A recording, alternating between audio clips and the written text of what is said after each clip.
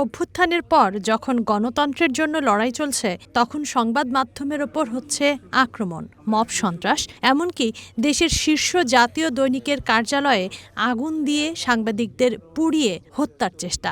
এমন বাস্তবতায় রাজধানীর কৃষিবিদ ইনস্টিটিউটে সংবাদপত্র মালিকদের সংগঠন নোয়াবের আয়োজনে এই গণমাধ্যম সম্মেলন।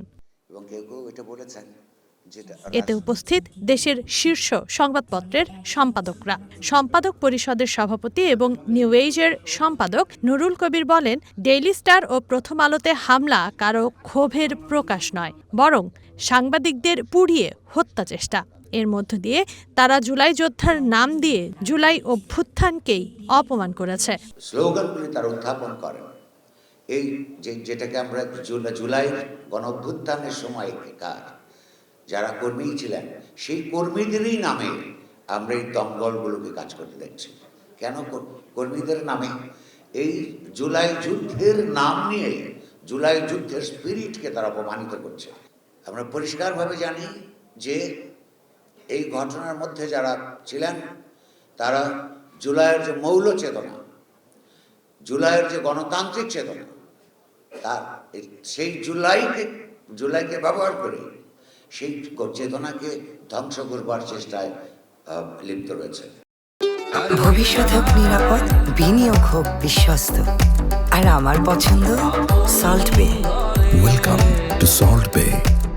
ডেইলি স্টার সম্পাদক মাহফুজ আনাম মনে করেন, গণমাধ্যম প্রতিষ্ঠানের মালিকদেরও একটি নীতিমালার মধ্যে থাকা উচিত। বলেন, মালিকরা নিজেদের ব্যবসার স্বার্থে গণমাধ্যমকে ব্যবহার করলে জনগণ সেটা গ্রহণ করবে না। আমি মালিকদের কাছে বলতে চাই, আপনারা যারা সংবাদপত্রে বিনিয়োগ করেন আপনাদেরকে ধন্যবাদ, কিন্তু আপনি অন্য ইন্ডাস্ট্রিতে যে বিনিয়োগ করেন সেই মানসিকতা নিয়ে আপনি যদি গণমাধ্যমে বিনিয়োগ করেন তাহলে সেই গণমাধ্যম কখনোই জনগণের আস্থা অর্জন করবে না। আমি সাংবাদিকতাকে মনে করি we are social doctors. We are always pointing out the limitations, the failures of governance, of society. কেননা আমরা সমাজকে ভালোবাসি, দেশকে ভালোবাসি। প্রথম আলো সম্পাদক মতিউর রহমানের কণ্ঠে ঝরে আক্ষেপ। বললেন, কোন সরকারের আমলে গণমাধ্যম স্বাধীন ছিল না। আমার ব্যক্তিগত জীবনের 55 বছর, শরীফের জীবনে আরও অনেক বেশি বছর, কোনো সরকার কোনো সময় যায়নি যে আমাদের উপরে কোনো না কোনোভাবে হয় ডিক্লারেশন বন্ধ। 1975 সালে তো সব পত্রিকা বন্ধ হয়ে গেল। একটা প্রথম বড় রকমের স্বৈরতান্ত্রিক পদক্ষেপ ছিল বাংলাদেশে কোনো এক সরকারের, বা বিশেষ করে স্বাধীনতার পরের সরকারের পক্ষ থেকে। এটা মোটেও গ্রহণযোগ্য ছিল। তার পরবর্তী সামরিক শাসন, গণতান্ত্রিক শাসন সব আমলেই আমাদের প্রায় একই রকম অভিজ্ঞতা, ছোট বড় মাঝের রকমের। এটা আমাদের ভাবার কোনো কারণ নাই। আগামী সরকার, নির্বাচিত সরকার আসলে আমাদের সব কিছু আমরা পেয়ে যাব। অতীতে হয়নি, এখনও হবে না, আগামীতে ভাবনাটাও আমাদের জন্য সাবধানের সতর্কতার সঙ্গে আমাদেরকে ভাবতে হবে। যায় দিনের সম্পাদক বর্ষিয়ান সাংবাদিক শফিক রেহমান বলেন, বাংলাদেশের সাংবাদিকতা কখনো সম্মানজনক পেশা হতে পারেনি। বিশেষণ প্রয়োগের প্রবণতা আমি সাংবাদিকদের অনুরোধ করছি আপনারা ভুলে যান। যে যা সে তাই।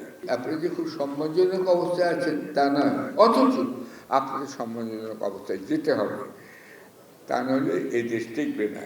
সেই জন্য আমি মনে করি এই সাংবাদিকতা পেশার উন্নতির জন্য একটা নিউজ পেপার স্ট্যান্ডার্ডস কমিটি করা উচিত, যেখানে বিবেচনা করা হবে যে বিভিন্ন পত্রিকার যেসব ছাপা হয়েছে এগুলো স্ট্যান্ডার্ড ঠিক আছে কিনা, একটা স্ট্যান্ডার্ডে আনতে হবে সবগুলোকে।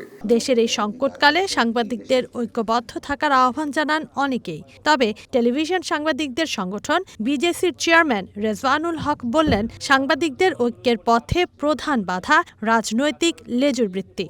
গণমাধ্যমের উপর যখন আক্রমণ হয় বা গণমাধ্যম যখন সংকটে পড়ে বা গণমাধ্যমের পক্ষ থেকে সরকারের উপরে বা রাজনৈতিক দলগুলোর উপর চাপ সৃষ্টি করার জন্য যা করণীয় সেটি একটি ফোরামের মাধ্যমে হতে পারে। এই যে রাজনৈতিক সংশ্লিষ্টতার কথা বললাম, এখান থেকেও আমরা পরিত্রাণ পেতে পারি যদি আমরা সবাই মিলে একটা আমাদের নিজেদের কি করণীয়, কি করা উচিত সেরকম যদি একটা নীতিমালা বা করতে পারি আমি আমাদের সংগঠন বিজেসি ব্রডকাস্ট জার্নালিস্ট সেন্টারের পক্ষ থেকে ইতিমধ্যে একটা সাংবাদিকতার নীতিনৈতিকতার মতো একটা নীতিমালা আমরা তৈরি করেছি। সেখানে আমরা বলেছি যে আমাদের কিভাবে সাংবাদিকতা করা উচিত, কোনটা করা উচিত, কোনটা করা উচিত না। আমরা নিজেদেরকে সেলফ রেগুলেশনের মধ্যে আনতে চাচ্ছি। গণমাধ্যম সম্মেলনে অংশ নেন দেশের বিভিন্ন জেলা থেকে আসা পত্রিকা ও টেলিভিশনের সাংবাদিকরা। যে সাংবাদিকদের মর্যাদা অনেক ক্ষেত্রেই। তানজিনা অন্ত, ওয়ান নিউজ, ঢাকা।